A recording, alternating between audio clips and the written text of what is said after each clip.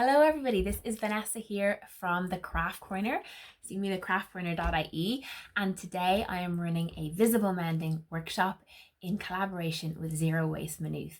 Zero Waste Maynooth is a fantastic local organisation, community-based organisation here, and we have partnered together to do a series of videos running from now up to Christmas. So this has been recorded September 2021, and I'll be teaching you a series of zero waste sustainable sewing and crafting projects, and we're going to start today with a visible mending workshop. So the idea behind this workshop is to teach you the skills of mending your clothes. So these are some book resources that Zero Waste Maynooth actually has. If you want to borrow them, you can get in touch. And it is all about darning, visible mending, and extending the lifespan of your clothes.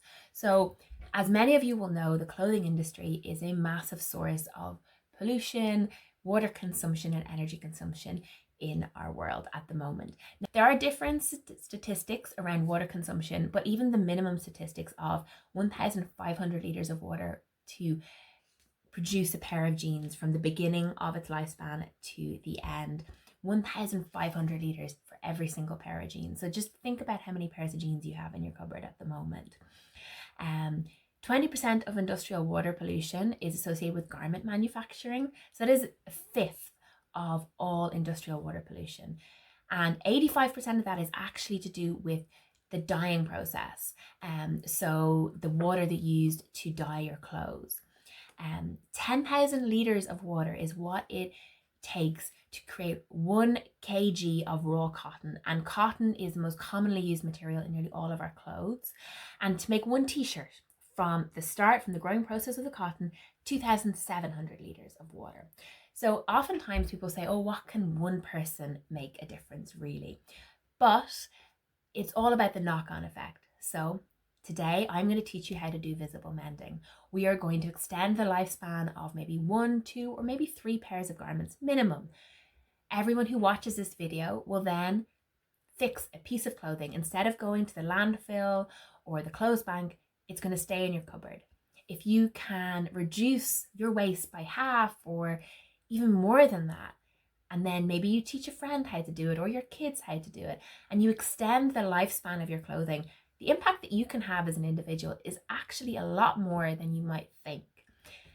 It's also, I find personally, quite soothing sewing or darning, say, a pair of your favorite woolly socks.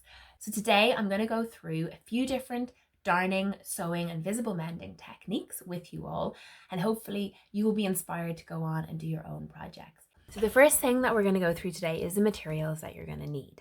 You'll need thread and a needle. This is a hand sewing project, so it is using the basic materials.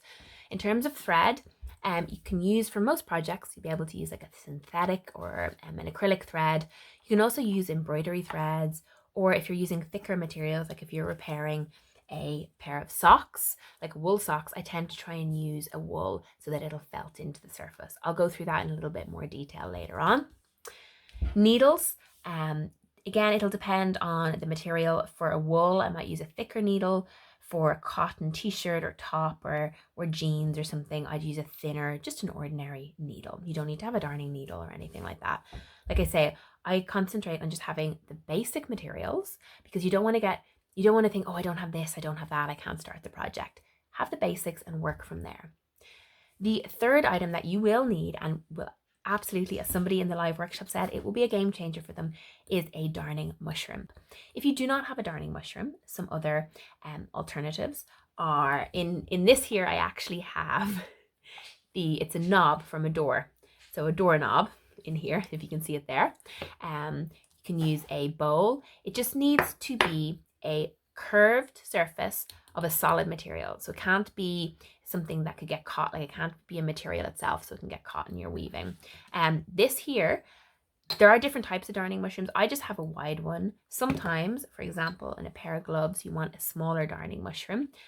This is a kid's paintbrush, and it's a perfect size for darning a hole in the finger of a glove or a smaller item. Okay, so there are the materials. As you can see, visible mending, it's very accessible. You can just use the materials you have. Don't be too worried about the threads you're using. Think of it this way. If it is a thicker material, so if you are darning a pair of socks, try and match it up as best as you can with the original material used. So this is a pair of wool socks. I'm going to try and use a wool. These are little darning packs. Is a mix of wool and nylon. If it's a thinner material, like a cotton sock or something like that, just use a cotton thread. So match it up as best as you can, but don't get too bogged down in, do I have the exact right thread? Just get started. Okay, so the first thing that I'm going to show you how to do is how to darn a hole in a sock. All right, now there are two types of visible mending that we're going to do today. We're going to do the type of visible mending where you are just using your needle and thread. And then we are going to do a type of visible mending where you're putting a patch inside, underneath, or on top of your hole. So we're going to start with just the visible mending technique that is based on weaving, okay? So weaving is a series of stitches going one direction, so vertically, and then another series going horizontally across. And that crisscross and weaving under and over, so going under and over like that, is locking in the fabric and the thread, and that's where the strength lies. Okay, so this is a sock here. You put your darning mushroom or your bowl, your curved surface inside your sock like that, okay? Or maybe it's the knee of a trousers, whatever it is. For socks, I don't like to use patches because they irritate the inside of my foot. So what you do then is you can either get a piece of thread or you can get a elastic band and tie it in place. All right. So just make sure that the hole is in the middle. You can see here, this is frayed. It's not quite a hole yet. And what I try and do is try and get to your holes or your mending before they get as big as this. All right. So then we're going to get a thread. Now you can match up the threads to be quite similar to the ones that is in your socks, or you can have it contrasting as well. All right, I'm going to do contrasting so that you can see the hole on here. And today's workshop, we are going to do the simple weaving project. There are various different types of darning. You can do a crochet, circular darning. I am going to do the weaving darning. I think it is the most practical to learn and understand, and it's the one that you'll be able to use the most. So you're going to cut your piece of thread. Don't cut it too long. I normally do about, say, 40 centimeters. And you're going to put it onto your needle. So with all mending projects, you need to create a border outside of your hole. So you need to start sewing about 1 centimeter from the edge of your hole. And you are going to just start with putting your thread in, leaving a little tail. You don't need to worry about a double stitch or anything like that, back stitch, because you can do a little back stitch if you want to, but because we're weaving, it's all going to tie in together. Okay, leave a little tail, and then you're going to sew a series of running stitches up and back, all the way across here. So I'm starting about 1 centimeter from the edge of my hole, and you're going up and back like this. Make your stitches as even as possible. Make your line as straight as possible. And make sure you go up high enough that you're over the edge here as well. You see? So then you just go back down again. Make them nice, make the lines nice and close together. Okay. Keep sewing all the way along. I find this kind of project, I actually find this very therapeutic, and it's almost like my meditation, because I find it takes quite a bit for my brain to switch off. So I like doing this kind of project. Now, when you get to the hole, if there was nothing here, so actually I'm going to make this a little bit more of a hole, just so I can demonstrate what happens if there's no material there. So I'll come to that in a minute. But just keep going. So I'm gathering going in and out here in the gathering those threads. In and out. So see, I'm still gathering those threads there. I'm going to show you what happens when you get to the hole. Gathering in and out. When you get to that hole, you're just going across till you get to the next part of the material and keep going up. And you're going to continue this line the entire way across.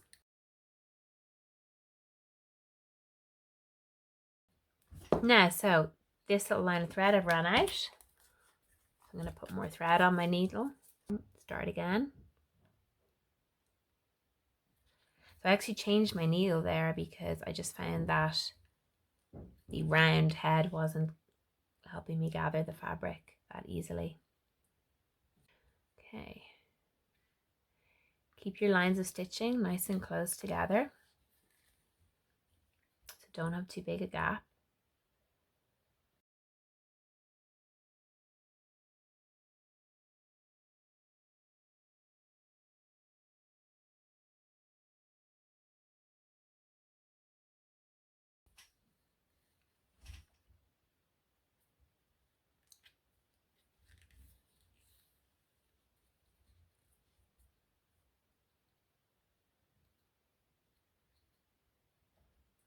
Now, when you're getting to the end, just make sure that you are again finishing up by going about 1 centimeter over the edge of your hole. Think of it like you're reinforcing the edge, okay? It's very important that you reinforce the edge. Oops. Now, when I get to the top, when I'm finishing off, I just run the thread in and out through the material just to finish it off and then trim that there. Don't trim any of the other pieces just yet. I'll show you what to do with them in a minute. So now you have your first line of your weave. The next stage is going across, okay? So vertical, and now we go across. You can pick the same color thread. For this, if you're just starting off, it can be handy to have 2 different colors because it helps you to see the difference between the materials. So I'm going to pick a red so that you can see it clearly on the screen. Now, so again, thread your wool or your string. Now, so this technique, I use this when I'm darning socks and mending socks, or if the hole is really small. I'm going to show you a few other projects in a minute that I did this on. So we start over in the corner. I tend to try and start where there's another thread so that I can knot those 2 threads together in the end. And you are going to go horizontally, exactly the same idea, a running stitch the whole way across. Okay, when you get to the other side, then you go back. Make sure to keep these stitches really nice, these lines nice and close together, especially when you get towards the hole. You go back and forth and back and forth. Now, as we get closer to the hole, I'll show you where the weaving part really comes in, where it's important that you're doing your unders and your overs. The moment we're in the material, so we're just reinforcing the edge. Back and forth, back and forth. Now,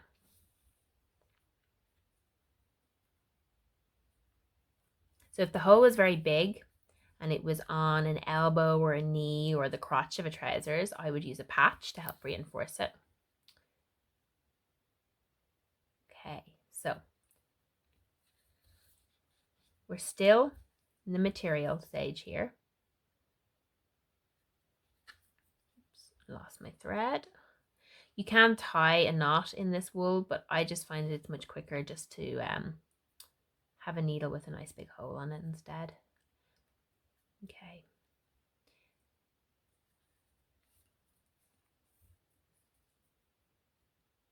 So we are getting towards the hole. So the next line, when we weave across, It's important.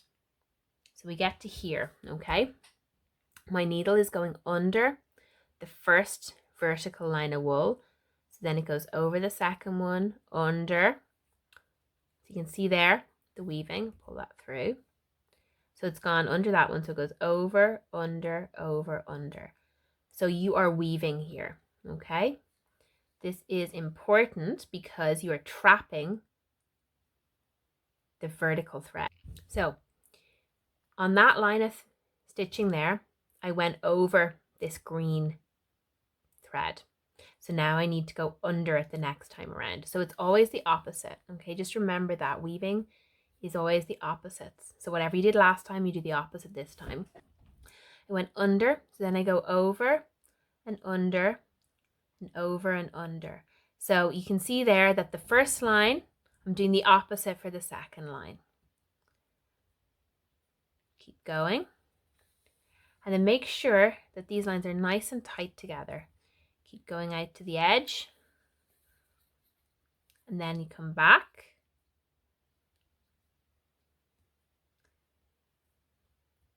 When you get towards the hole, I went over the last ones. I'm going to go under this one, okay?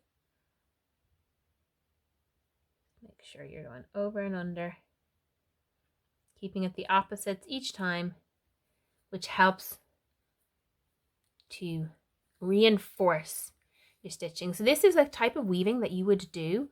You do the weaving like this on a loom. Blankets are woven. So this went over, so go under the next time. And you just keep doing this until you come to the end of your stitching. Until you finish, you do the whole way until you get to the top. Now here, these threads, they're a little bit, they're not quite pulled tight enough. So I just pull that material out a little bit like that. See, to pull them tighter. So then I went under, so go over, under, over, under, and just keep going. Do lines like this and make sure these lines are nice and close together, okay? So I'm just going to show you on this one here. So you can see the vertical and the horizontal stitch, and you keep going until you end up with something like this, okay? This has felted into itself a little bit after it's been washed, but that is the first skill of visible mending. So it's the vertical and the horizontal and the woven going under and over stitch, all right? Once you understand this basic stitch, you can mend nearly any item of clothing that you own, all right? Now, when you get to the end on this, so when you've done the entire piece, okay? So I'm going to show you here on this one.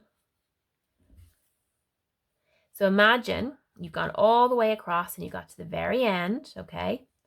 So this is your very final stitch over here. Try and finish it where there's another piece of thread, all right? And what you can do is you can tie it in a little knot. So tie those two bits of thread together, okay?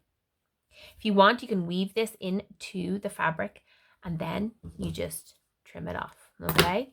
So you could tie these two little threads here together like that. Do them in a knot. You can weave your thread into the fabric, or you can just cut it off like that. Okay, so that is the first visible mending darning stitch that we are going to learn today. We're going to use the basis of this for our other stitches. So sometimes you will have an item and the hole is much bigger, or it's on an item where it's just going to get more wear and tear, like on the knee or an elbow or on the top of a glove like this here. Now, for this, you need a smaller darning mushroom. Okay, so we're using the top of this paintbrush. You could use a pen as well, like a big thick marker or something. So see there, you can see that hole. Now that's going to get a lot of wear and tear, so I'm going to put a patch in there. I'm going to use a little bit of this colourful material. This was a mask that had its best before date because you can only use them so many times. So I'm going to use this fabric. I cut my patch bigger than the hole, all right? So I always cut my patches with curved edges because I think it's a much better patch when it's got a curved edge on it. So I'm just cutting a circular shape. I'm going to see how big it is. That's a little bit big. Make it a little bit smaller. You want it to be about a centimeter bigger all around than your hole, okay? Just as an approximate. So that covers the hole and there's enough space on either side. Now, there's two ways that you can do a patch. You can do a patch on the surface, on the top, or you can do a patch from underneath.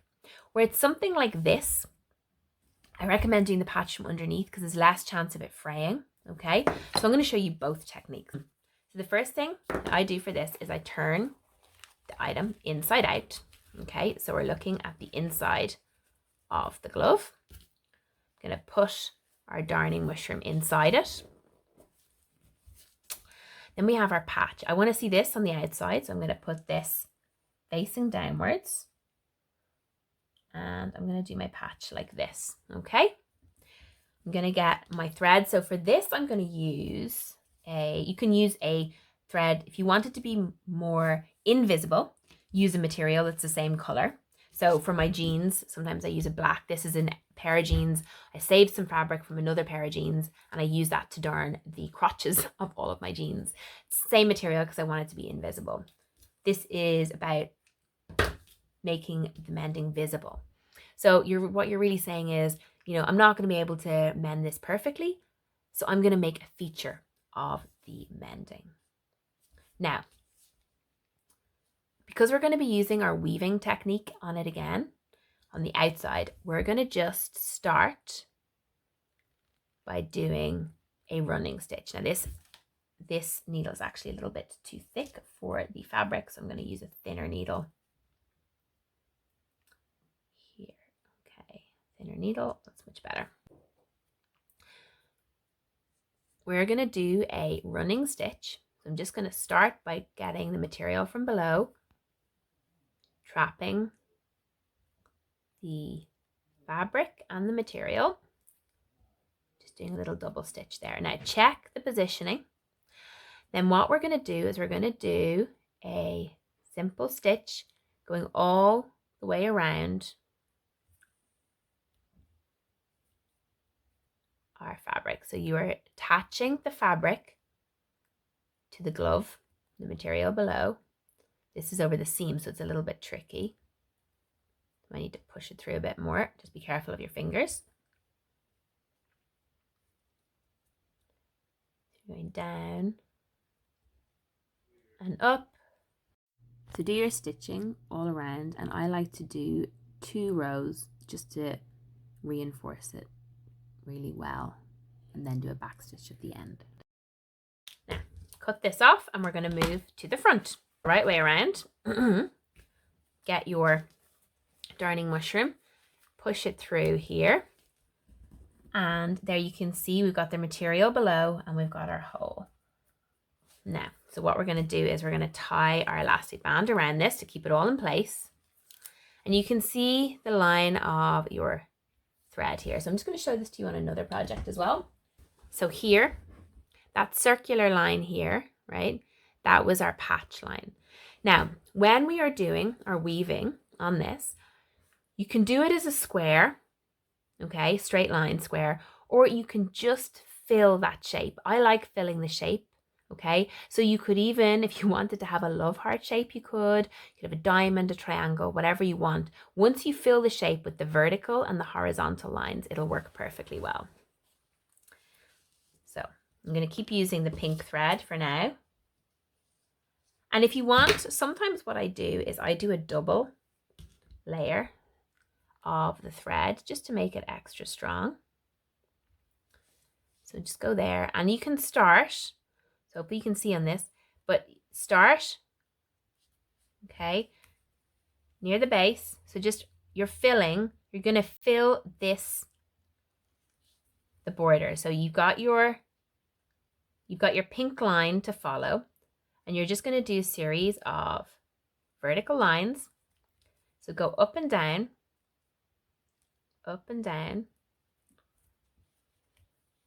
So this works the very same as the last weaving project. You do your vertical lines of stitching up and back, keeping the lines nice and straight and the stitches small until you've filled the whole circle. So I'm just going to show you in this piece here, the pink, we do the vertical lines going all the way across. And then we started here with the blue lines going horizontally, and you continue those blue lines right across. Make sure you're weaving in and out when you get to the hole. You're weaving in and out, okay? You're catching the material from below and you're creating your little patch, okay? You can do a similar. This here I did it with black material and black thread, and then it becomes more of an invisible mending, all right? So that is visible mending with a patch. Another time you might want to visible mend with a patch on the surface. This might be where you've got a little hole and you're going to put a badge. It can look particularly well on kids' clothing. So for example, say on this, there's the cool shape of the butterflies. So I'm going to cut this out as a patch. So cut a nice smooth line. Don't get too fiddly with the edges as you cut your patch out. So the patch we did before was hidden below where the feature was the stitching. This time the patch is above, okay, where the feature is the patch. There's a hole in your leggings. Generally they happen at the knees of trousers, okay? But you want to make a little feature of it. So you're going to put a butterfly on top of it, all right? So first thing is make sure there it be a little bit close to the edge. So I'm going to put the butterfly actually around the hole like that there. See the bigger part to make sure it's big enough. Because when I open it, see how there, I'm pulling it tight, okay? And then the hole gets a little bit bigger. So we'll get our elastic band. Okay, so the first thing we're going to do is we're going to get our elastic band and tie it around the hole like that, okay? So make sure that your patch is big enough to cover the hole with a little bit of space around it, all right? Now, if you are, say it's a badge and it has a finished edge already, so the material, the finished edge, the material's already been rolled over and stitched, okay? In that case, you can just do a stitch along, simple hand stitch along it, okay? If it is a raw edge like this, where you've cut it yourself, then we're going to do a blanket stitch on it. Now, I'm going to do it in white so that you can see it. For this, the badge or the patch is your centerpiece. So you can either make the stitching a feature or you can make it slightly more invisible. It's up to you. So we're going to do a blanket stitch, which is going to help stop any fraying of the material. Now, I want to make sure this stays in place. So sometimes what I do is I do put a little needle towards one edge just to keep it in place. Okay, so I might just do a couple of needles there because I don't want the patch to move. Okay. Now, you can start anywhere. You're going to do a blanket stitch. So we're going to go in from behind, trap your leggings and your fabric. And then you are going at right angles to the fabric. So keep it, stitches nice and close together, okay? So you're going into the legging and into the fabric. So you're going back into the legging, into the fabric patch, pulling it nice and tightly. Okay, nice and tightly. Don't forget to do a back stitch at the start. Okay, so this is a blanket stitch. The reason we do this is it's going to stop the fabric from fraying. Do a blanket stitch going the entire way around.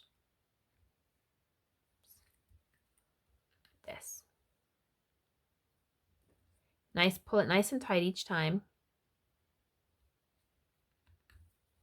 You can also do a zigzag stitch, but I find a blanket stitch is much neater. My zigzag stitches never look that neat.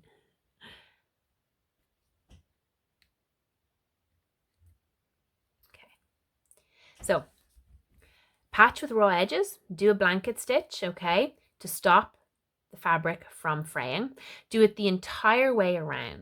Finish your blanket stitch, okay, and so I'm just going to imagine this is the end of the blanket stitch.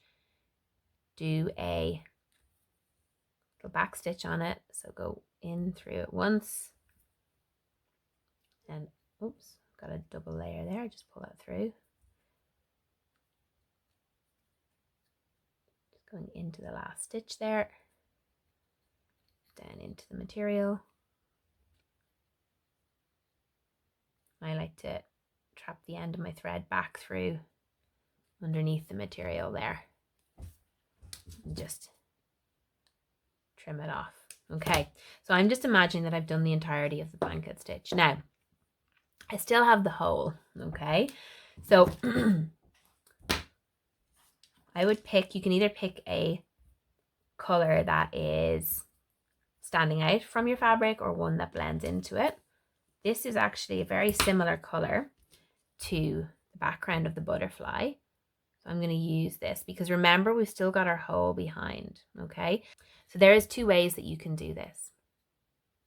You can do your weaving threads, okay? So you can go up and down and you can go up and across for your hole. You can do it on the front, so you can just do the entire patch all the way across. Just start here and just weave up and across, okay? So you can start over here and just go do all your vertical lines and then all your horizontal lines.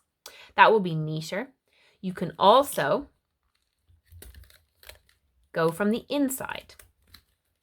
And again, if you have, you'll have your line of blanket stitching, okay, to follow. So you turn it inside out, all right,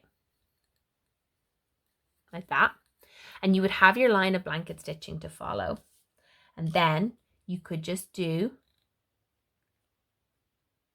your line of stitching like this, okay? So you do your vertical lines up and back all the way across, and then you do your horizontal lines and weave in. Because remember, even though you've done your patch, you still want to make sure that hole is done, okay? If you are short on time, another thing that you can do is you can just do a stitch around the hole like this, okay? I prefer, so I do a back stitch there. I prefer to do the vertical and horizontal because I think it looks nicer on the outside, but it might just be a case of needing to get the job done. And you can do line of stitching all the way around to trap the patch, okay? So there's 2 ways to finish off. And you'll see the only thing is with that, you will see this hand stitching won't be as neat on the front, won't have as much a pattern to it. So just to go over those visible mending techniques, the darning of the sock, okay, using just your wool thread, using a patch inside, or having a patch on the outside. There are 3 different ways to do visible mending and to repair and increase the lifespan of your clothes. So thank you so much for joining me for that visible mending workshop. I hope you've enjoyed it and learned some new skills. There are a series of other workshops which you can find on the Zero Waste Maynooth website and also on my YouTube channel, along with other arts and crafts projects for children and adults, including the basics of using your sewing machine, hand sewing, and other zero waste sewing projects. Thank you so much for joining us again. And like I say, you can follow along on YouTube, on Facebook. I'll put all the links here, and I hope to see you again for the next workshop very soon. Bye for now.